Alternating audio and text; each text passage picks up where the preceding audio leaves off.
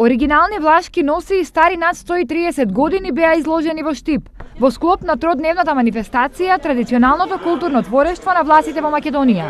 Оваа изложба се изложени околу 20 на оригинални носи, бидејќи немавме и повеќе простор. Најстарата носија, мислам, има повеќе, не е само една, е од над 130 години. Значи, над 130 години и тоа е наследство од моја парабаба.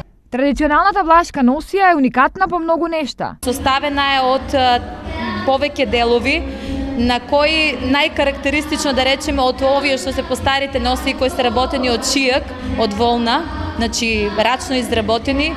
А карактеристиката главна за нив била што тие позади, значи сите имале по 74 фалти кои се изработени од волна.